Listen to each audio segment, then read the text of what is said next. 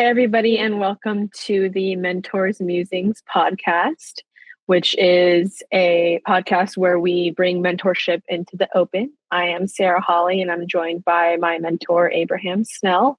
Today, we are going to chat through the idea that anyone can lead. Before we really get into anything else, I think the big question that we want to ask is, can anyone lead? Is that actually possible? So, Abraham, would love for you to step in with some thoughts first, and then we can keep talking. Thank you, Sarah. I actually have a couple of thoughts about that. So on the one hand, I call it the Ratatouille principle.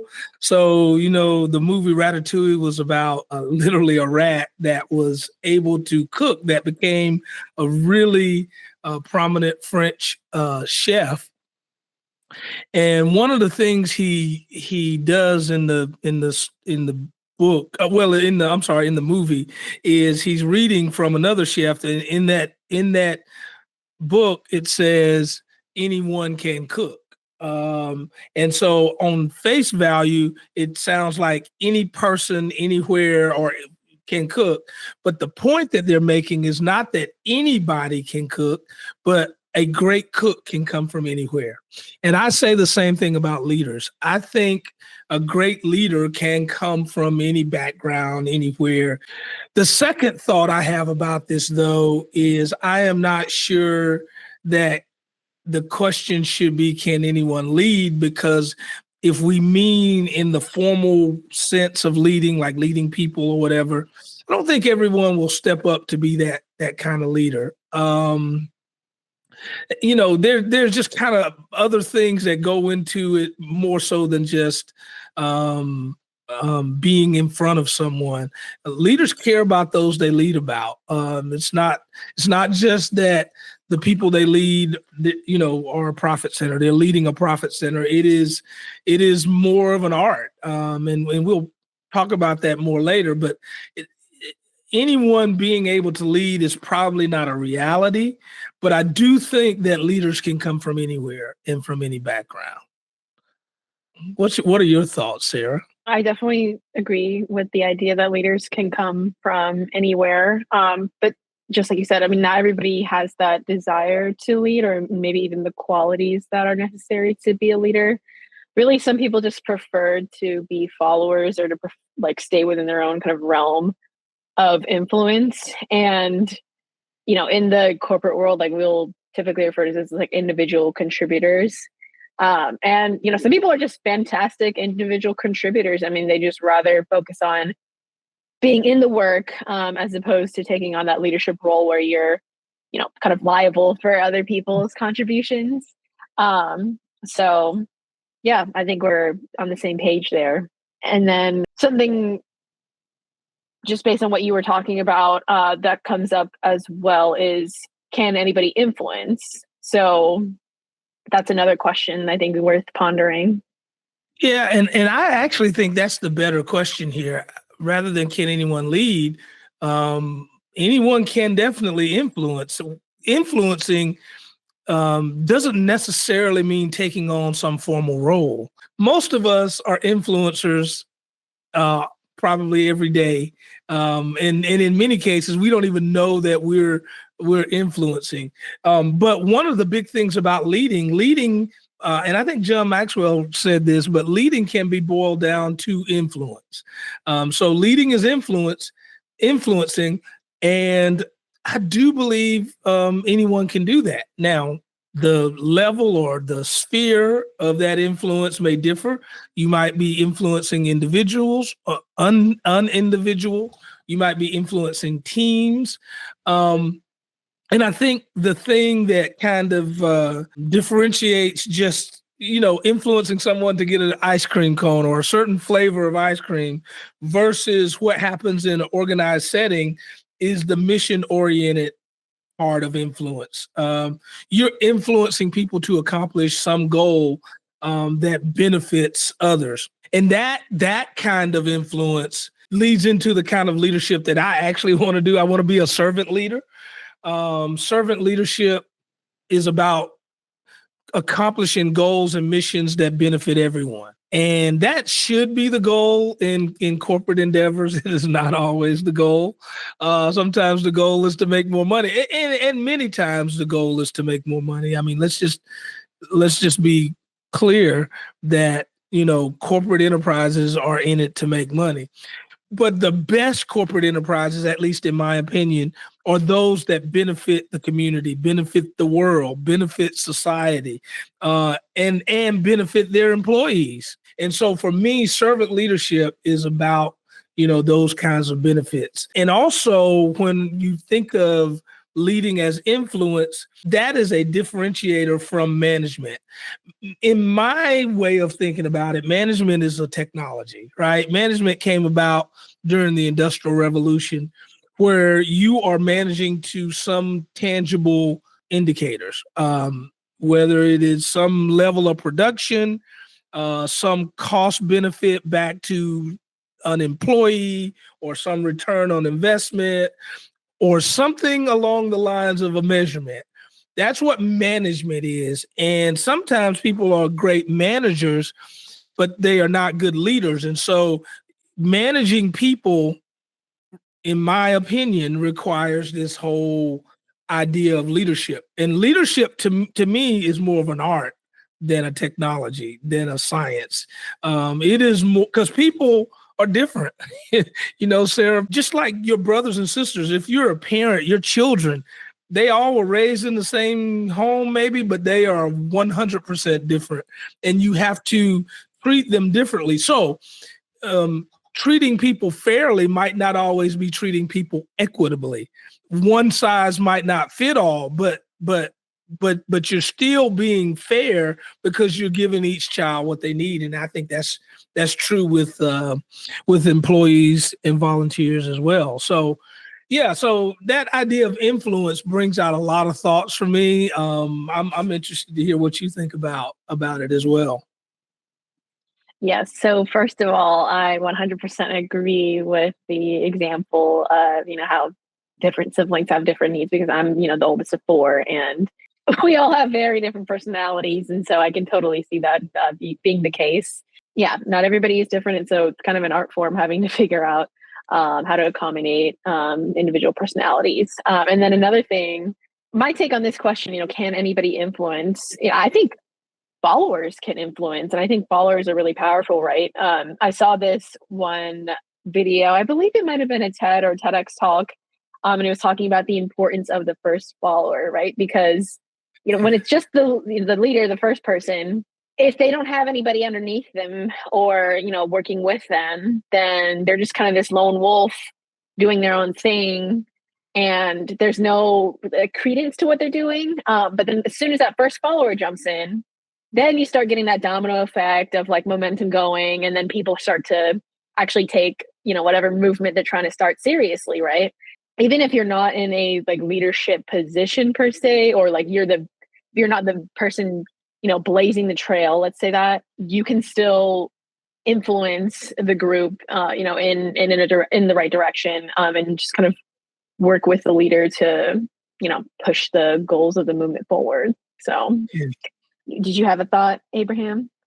I was thinking about influence in terms of how various generations might view influence, because we live in the age of social media influences, and I think when we were discussing this earlier, uh, there are people who all they do is influence, right? But are they influencing people towards some corporate goal? Are they making their lives better? And some are.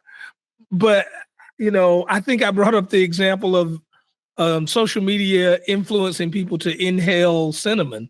Um, First of all, I think some people went to the hospital and things like that around that. And so all influence isn't good influence. And I mean, I guess that's the technical definition of a leader, in that they're influencing people to do stuff, but that doesn't seem very healthy to me.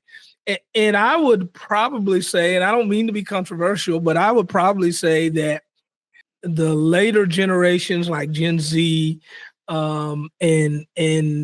and beyond, maybe even millennials, probably have a more liberal view of influence. I mean, and Sarah, correct me, because I'm Gen X, and we might be a little too uptight as it relates to opportunities to influence and what influence means, who we're going to follow, versus later generations. That is a really interesting thought, about, whether social media influencers and like content creators, whether they can be leaders. And I think they most certainly can be leaders, but I think it kind of ties back to like a few different things, right? First of all, like what is that goal that they are working toward? Is it somebody else's goal that they're helping to propel for, the sake of like making a living for themselves? Or is it a goal that like they hold deeply within their own hearts? Whose interests are they serving, right? If they're serving corporate interests, that's not necessarily a bad thing, but I mean, you do have to like be mindful of the fact that not all corporations have your best interests at heart, really. um and Yeah. so that's definitely something to think about, who they choose to align themselves with and partner with. I think that's just something that like kind of comes with social media literacy, in today's day and age. Is like it really is important like who a content creator or a social media influencer chooses to partner with, right? Because it shows that their values are somehow aligned. The other thing is sometimes I just feel like social media is this game of telephone because yes, some people do, they are the primary source of the information that they're sharing. But more often than not, they are taking information that they've heard from elsewhere and, sharing it with their own perspectives added on top of it, right? So I just think that that's something else to, keep in mind when we're parsing through social media. In today's day and age, like nothing is really insular. Everybody has so much knowledge at their fingertips. And it's both a powerful thing, but then also a daunting thing because, I mean, there's so much misinformation out there in addition to the quality information. So I kind of went on a tangent, but basically I just think No. that when you're thinking about social media influencers as leaders, I think you have to think about their relationships with their partners and like their collaborators as well as their followers. I don't think this was a tangent at all. I think it leads into it brought up a very good question, which leads into the next section. Mm-hmm. What do you look for in leadership? What are the qualities that you look for in a leader? Because, in light of the fact that there are all these quote unquote influencers out there, now you have to parse through them. As you were saying, wouldn't it be great if I already knew what I look for in someone that's going to influence me about a particular thing? Now, obviously, I'm sure that is dynamic based on the thing, but I think most of us have kind of this core set of things that we look for in leadership. Well, what are some things you look for? So some things in my checklist, like you said, servant leadership, right? So, just being willing to lead without an ego, right? Being willing to lead, with the collective goals in mind rather than just one's own personal gain. I think that's really important and something that I admire about a lot of the leaders that I've, worked with or worked under in the past. I think a really important leadership quality is balance, right? So that could mean a lot of different things, but specifically what I'm thinking of is someone who gives you the space that you need to be creative, to innovate, but then also provides enough structure to help people get things done and move along, right? Sometimes people rag on like leaders who are, too detail oriented or like meticulous about things, but to an extent, I mean, structure is necessary in order to actually achieve things, right? So, kind of goes back to our discussion about tilt profiles. I think it's important for managers or just leaders in a more general sense to really lean into all of those different tilts, right? Structure, clarity, impact, and connection. Because without that balance, then you might end up with some weird dynamics there. Another trait is advocacy. So making sure that your team members' needs are met and that their goals and aspirations are being accounted for. Like, you want to make sure that you're working for somebody who is going to stand up for you and go to bat for you if they need to, right? So it's just really motivating to work with somebody who you know is an advocate for you behind the scenes. Another trait that comes to mind would be vision. People want to follow somebody who has a plan and can see past just the day to day. They have a bigger picture idea of what they want to accomplish. But that said, like, I'm not saying that I want to work for somebody who is, so rigidly committed to, their goals that they can't make smaller adjustments along the way, right? They need to be adaptable at the same time. So when I say vision, I just mean in the broader sense of having a plan and, Yeah. working Yeah. towards something bigger than, just here's my day to day. Lastly, another trait that comes to mind would be humility. So this kind of ties back to, we're both at Red Hat, right? So meritocracy of ideas is something that we talk about at Red Hat a lot, right? Just the best idea can come from anywhere. And so you have to be open-minded, even if, somebody has less experience than you or, is newer to your specific branch of an organization. They might have the best idea, and it's like worth exploring everybody's contributions and everybody's perspectives. So yeah, those are some of the traits that come to mind for me. Anything that sticks out in your mind, Abraham? Well, first of all, those were mine. Those were mine too. When you brought this up, it was like, man, these are actually mine too. Like balance and all of the things. And so we know just from our past that we both connect on servant leadership. And so that's definitely my first one. But I guess to add to your list, because your list is absolutely my list now. So thank you for that.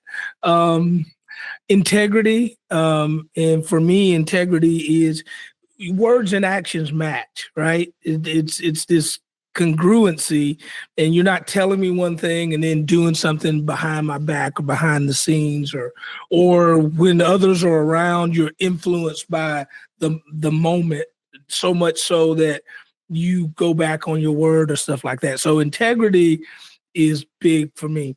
I think confidence is big. Confidence, but not arrogance. And I think sometimes there's a fine line there. Confidence is being assured of an action plan or a direction, or giving off that feel of assurance. But there's humility there, and it's this mix of assurance with humility to know that, hey, I know we can do this, but I'm still open to tweaks or changes. I'm still listening to you. It's not my way or the highway kind of thing, which is where arrogance comes in. Arrogance, I think, has to do with, sometimes I don't even think it has to do with the belief that you can do it. I think it's more selfish in nature. And I think it has a lot to do with, you're elevating your persona or your way of thinking over everybody else's because you know best, versus this idea of we can make it as a team and being confident in that, but also having that humility. I also think this is a huge one, empathy. Back to several of the points in your list where you talk about bringing others in. You can't bring others in unless you can put yourself in their place. And so leaders that aren't empathetic are typically going to be arrogant, because it's all about them. But empathy is the ability to understand. It doesn't even mean you have to agree with another person's position, but you can put yourself in their position. And the last one is inclusion. And I know that's been a buzzword as it relates to minorities and protected groups and that kind of thing. And so that is a part for sure of what I'm talking about, is being able to include diverse members of the team. But I also mean including everybody on the team. Sometimes there are people that don't speak up. Sometimes there are people that may not be confident enough to bring something to the table. A good leader figures out ways to engage every member of the team, and allow them the opportunity to contribute. And so I'm talking about how leaders engage the entire team. Sometimes leaders are intimidated by team members, or sometimes they don't like a particular team member, or sometimes they're uncomfortable with a particular team member, so they don't engage them. If you're going to be a leader, you cannot succumb to those kinds of fears or biases. You have to engage your entire team. So yeah, I think that's kind of my list. Yeah. Sure, sure. Before we move on to the next kind of topic in our discussion, I guess what you said at the end got me thinking, Abraham, like not to put you on the spot here, but and you don't have to name any names, anything like that, but um, do you have any recollections of times where, you as a leader were having a hard time, meshing with somebody that was working with you, and how did you kind of get through that? Yes. I do. I do. So there was a time when I led a lot of people, and a large number of them were volunteers. And there were a few people that, in my mind, could not be pleased.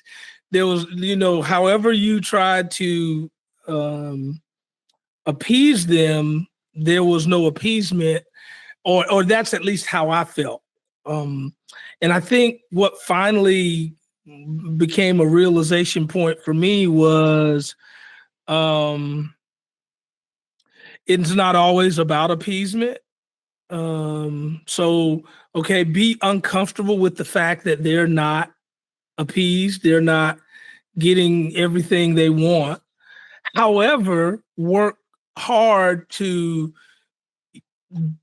use and to display their strengths. Okay, so this person was always critical. Hence, how do you please a person that's always critical? Okay, I'm not going to please them because something in their persona, something in their wiring was bent towards being critical.